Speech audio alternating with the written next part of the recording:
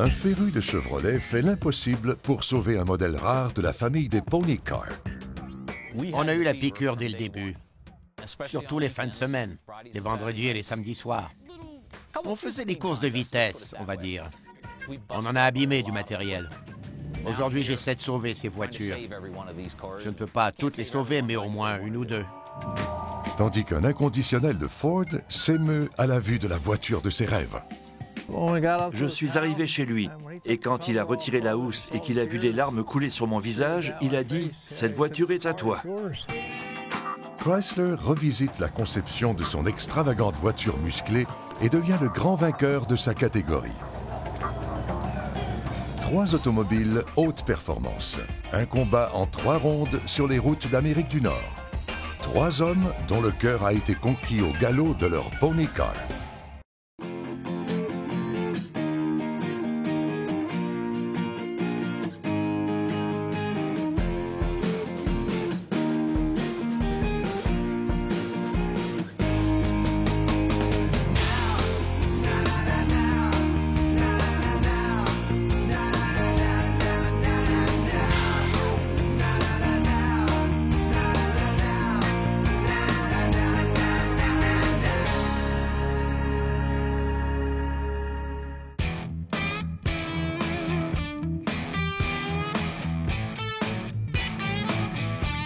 Jim Eberts est un véritable inconditionnel de la marque Ford. Un point, c'est tout. Il a travaillé pour Ford comme mécanicien en Pennsylvanie pendant 40 ans. J'ai travaillé très longtemps chez un concessionnaire Ford. C'est une entreprise pour laquelle il fait bon travailler, et j'ai toujours été entièrement dévoué à la marque. Je dis aux gens que ce bleu sur ma main, c'est le célèbre ovale bleu qui ressort. Bon nombre de mes amis m'appellent Jimmy Ford ou Jim Mustang, des surnoms de ce genre.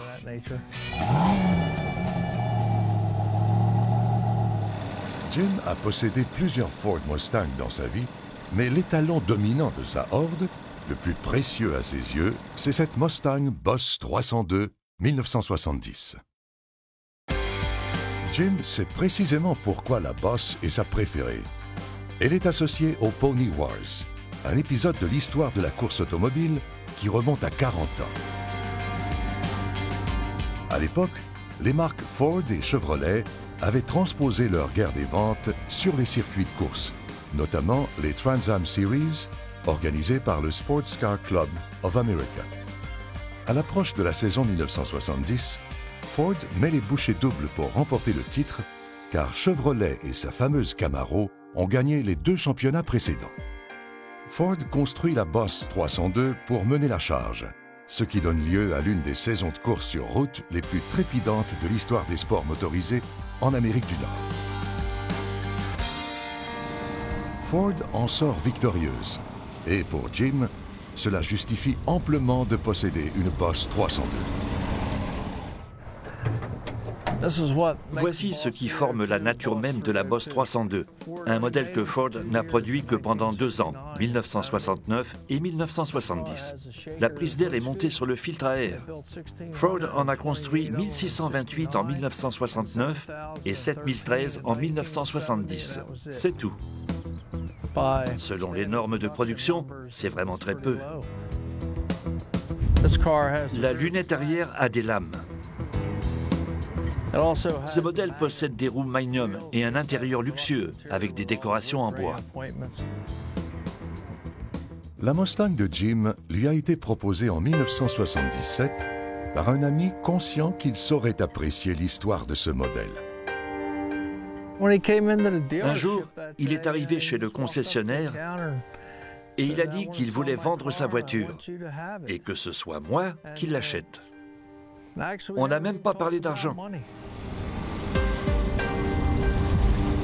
Je suis arrivé chez lui et quand il a retiré la housse et qu'il a vu les larmes couler sur mon visage, il a dit « Cette voiture est à toi ».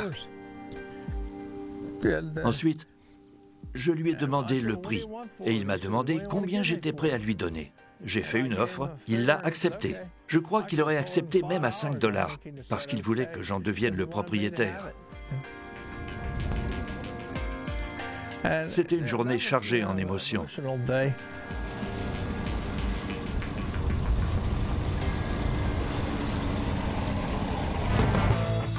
Jim Eberts est un fanatique de Ford, persuadé que sa Boss 302 1970, entièrement d'origine, est la seule Mustang que les gens rêvent de posséder. À l'époque, la voiture que j'avais comportait beaucoup de pièces de la précédente. C'est quand j'ai vu cette voiture que j'ai su que je devais l'acheter. C'était le bon modèle, c'était la bonne année, c'était la bonne couleur. Tout était parfait. J'aime que tout soit d'origine sur ma voiture, et c'était le cas. Jim aime conduire sa Boss 302, et il est le seul à le faire. Il n'a jamais laissé quiconque prendre le volant. En 13 ans, personne d'autre ne l'a conduite. Ni ma fille, ni ma femme ne l'ont conduite, et je ne laisserai personne la conduire. Peut-être ma fille et ma femme, mais personne d'autre. Il n'y a que moi qui l'ai conduite en 13 ans. Jim a été tenté une seule fois de vendre sa précieuse Mustang. C'était en 2006. L'acheteur potentiel a traversé tout l'État pour prouver qu'il était digne de faire une offre. C'était un dimanche. Il était censé venir avec un chèque. Il faisait toute la route depuis le New Jersey avec sa femme. Quand je suis rentré de l'église avec ma femme, je me suis dit que j'allais démarrer la Boss pour faire un dernier tour à son bord. Je suis allé dans le garage, je l'ai démarré, j'ai entendu le claquement des poussoirs, l'odeur de l'échappement, et j'ai réalisé que je ne voulais pas vendre cette voiture. J'avais les larmes aux yeux. Quand je suis retourné à l'intérieur, ma femme m'a dit qu'elle savait que je ne la vendrais pas. Elle m'avait dit de ne pas la vendre. J'y suis trop attaché. Finalement, Jimmy Mustang a gardé sa voiture et son surnom. Au volant de cette voiture, je me sens comme Parnelly Jones, même si je ne porte pas de casque et que je ne roule pas à 160 km/h. Pour moi, cette voiture est la quintessence de la course de Ford. Il y a des choses qu'on ne peut ni acheter ni vendre, comme le fait de revivre la plus grande année de course de tous les temps, ou de conduire cette Mustang Boss 302 1970 orange. La Ford de Jim marque la fin d'une époque. Mais tout le monde ne joue pas dans l'équipe de l'Ovale bleu. Certains ne jurent que par Chevrolet. Skip LeCates est une sorte de paradoxe. D'une part, il a un sérieux penchant pour la vitesse. D'autre part, il n'hésite pas à passer des milliers d'heures à restaurer une seule voiture. Du moins s'il s'agit d'une voiture musclée d'époque, comme cette Chevrolet Camaro SS 1969. Beaucoup estiment que c'est le dernier modèle et peut-être le plus abouti de la première génération des fameux Pony Cars de Chevrolet. C'est un 396 de 375 chevaux vapeur. Le capot bombé était d'origine sur ce modèle, alors que la plupart des voitures SS avaient un capot à persienne. Cette voiture a aussi la bande rouge sur le flanc, comme vous pouvez le voir. On peut se demander pourquoi il y a des roues de 38 cm. C'est en raison des freins à disque sur les 4 roues. Rien de moins. On appelle ça l'option JL8. J'ai acheté cette voiture parce que je savais qu'elle était rare. Je savais que c'était un modèle différent, mais j'ignorais à quel point. Skip a passé plus de 2000 heures à restaurer cette voiture, et ça se voit. Elle a gagné de nombreux prix, notamment la prestigieuse médaille d'or de l'American Camaro Association Nationals. Une véritable machine à remonter le temps. Elle est aussi rare qu'authentique. Ici, c'est le cœur du véhicule. C'est le moteur 375 chevaux vapeur d'origine, avec un collecteur d'admission en aluminium et un carburateur Holley. Disons que ça donne un peu plus de puissance.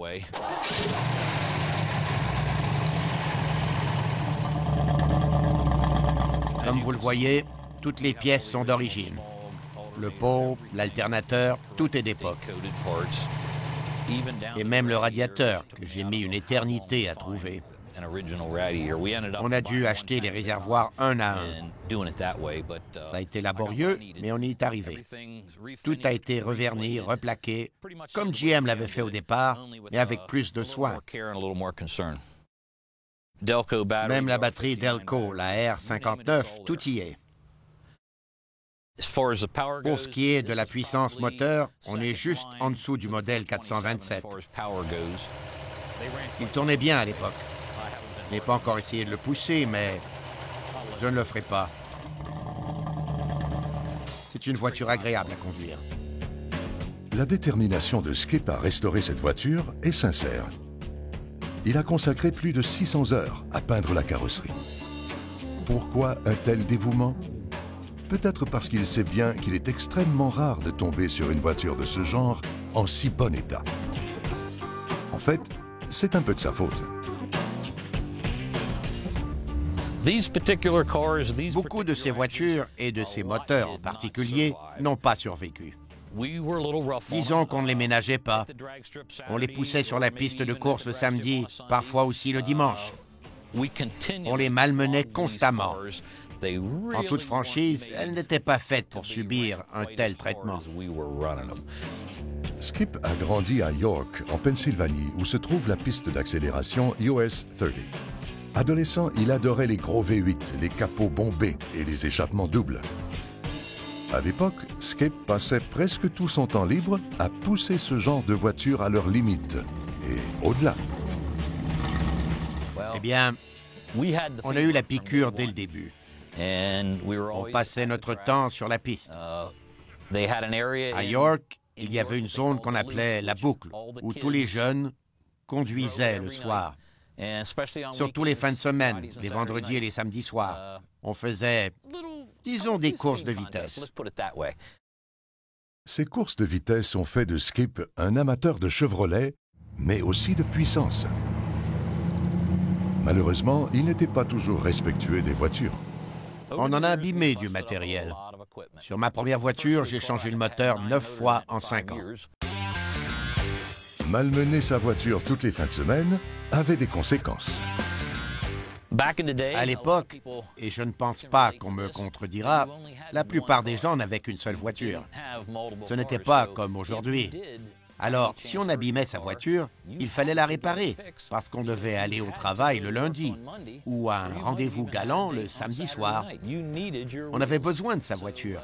Il fallait donc aller chez le ferrailleur ou faire appel à ses amis pour se procurer les pièces nécessaires.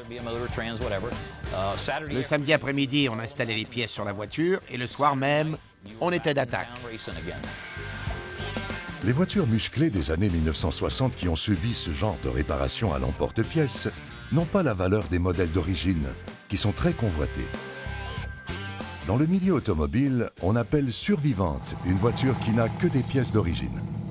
Pour qu'elles aient une véritable valeur, ces machines à remonter le temps doivent être en parfait état.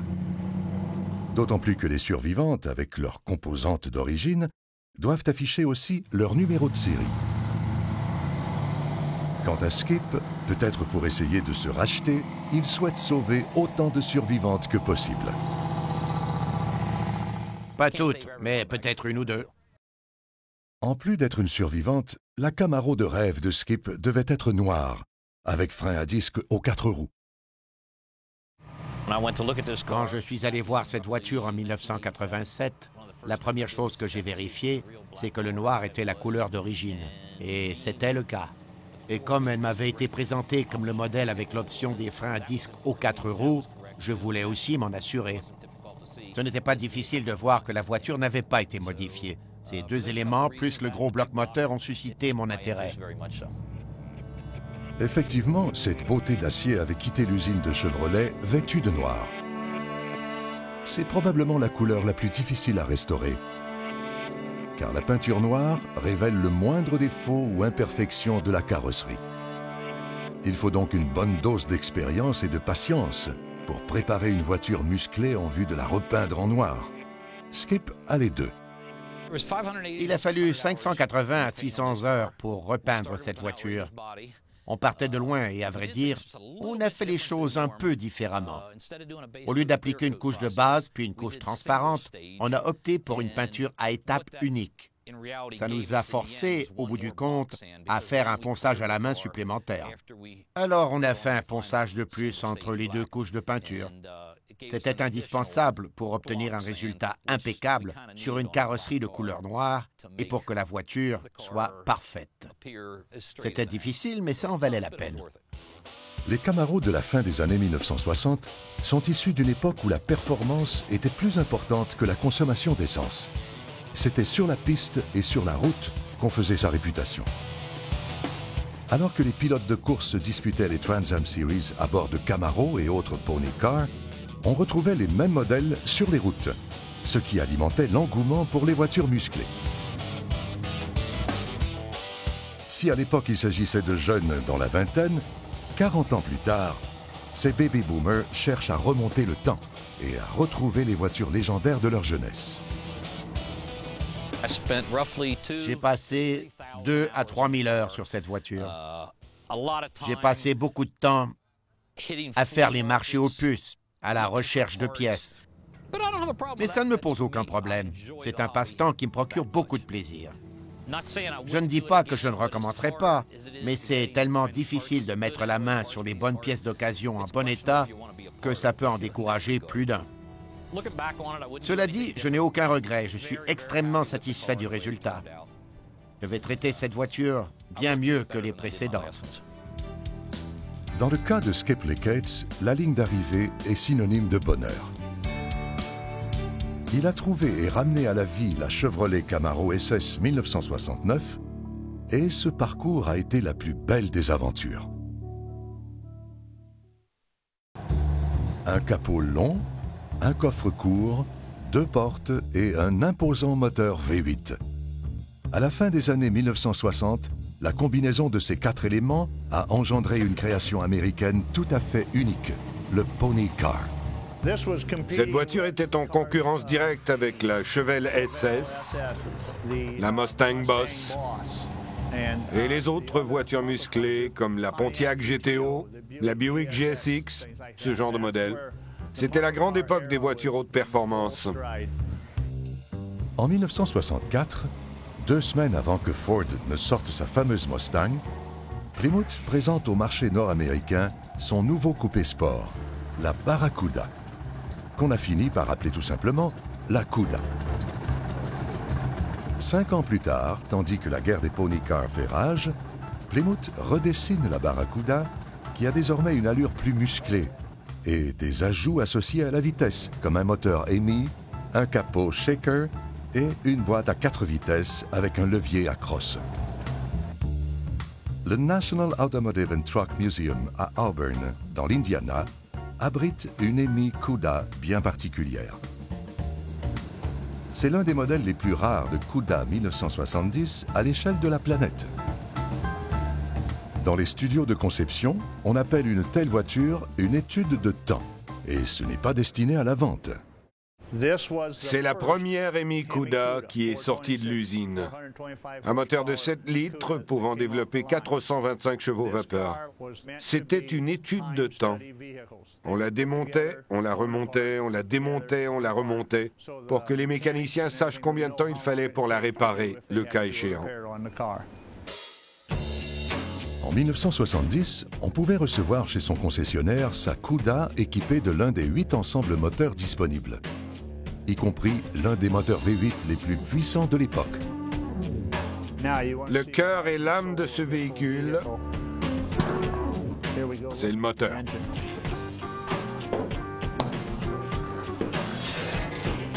Voilà, quel moteur! C'est un gros bloc moteur 426 EMI. Chez Chrysler, ils aimaient s'amuser un peu avec leurs produits. Ils ont mis la décalcomanie shaker sur la paroi interne du capot, comme si on allait voir le moteur et le capot vibrer. Bien que le modèle 426 EMI n'ait pas réussi à propulser la Cuda sur le podium des Trans Am Series cette année-là, il a tout pour plaire aux fanatiques de voitures musclées. Comme ce levier à 4 vitesses. La Cuda présente un avant distinctif. La calandre large permet de laisser entrer plus d'air pour refroidir le groupe moteur. Elle est mise en évidence par des phares simples de chaque côté. Les lignes de carrosserie de la Cuda se poursuivent vers l'arrière jusqu'au coupé. Il s'agit de roues rallye avec des enjoliveurs élégants et des pneus Goodyear. Autre élément notable, cette bande en aluminium. Il s'agit d'un pare-cailloux visant à protéger la carrosserie des particules projetées par les pneus larges. Elle a une allure à la fois aérodynamique et sportive, avec le toit amovible, les petites fenêtres arrière sans montant et les lignes qui filent vers l'arrière, typiques de la Cuda. Comme sur la plupart des voitures musclées, l'arrière est court, le coffre est peu profond et il arbore cette forme profilée caractéristique de la Barracuda, avec les triples feux rouges arrière de chaque côté. Notez qu'il est écrit Cuda et non Barracuda, parce que c'était plus branché et que tout le monde l'appelait comme ça de toute façon. Parmi les options possibles, il y avait des couleurs époustouflantes, histoire d'annoncer son arrivée si le grondement du moteur ne suffisait pas. Si on affiche des couleurs vives à l'extérieur, comme vitamine C, moulin rouge ou violet, à l'intérieur, il n'y a pas de fioritures. C'est du sérieux. Cette voiture a un volant en bois et comme la plupart des voitures musclées, elle n'a pas la direction assistée. On ne peut compter que sur soi. C'est ce qui la rend si plaisante à conduire. On a aussi une boîte à 4 vitesses avec un levier Hurst. C'est le levier à crosse de Plymouth qui convient à presque toutes les paumes de main et qui permet une bonne prise pour changer les vitesses de façon sportive. Ainsi, le conducteur pouvait monter les rapports et dépasser les Mustangs et les Chevelles sans rater une seule vitesse. Malheureusement, la crise pétrolière de 1973 sonne le glas de l'ère des pony cars. Tout va bientôt prendre fin. Chez Plymouth, la production de la Barracuda cesse le 1er avril 1974, soit 10 ans jour pour jour après qu'elle a commencé. Aujourd'hui, la Barracuda suscite le respect et elle est considérée comme une digne représentante de l'ère des pony cars. Les EMI Cuda 426 sont des voitures de collection recherchées et les modèles entièrement d'origine comme celui-ci atteignent des sommes astronomiques. À l'époque, il fallait débourser 3 164 $. À l'heure actuelle, un propriétaire qui l'a bien entretenue souhaiterait la vendre au juste prix, mais il n'accepterait rien en bas d'1 million. En 1970, la Cuda a été conçue pour mener le troupeau des pony cars. Aujourd'hui, après plus de 40 ans, elle demeure l'une des voitures musclées les plus recherchées au monde. Une véritable beauté d'acier.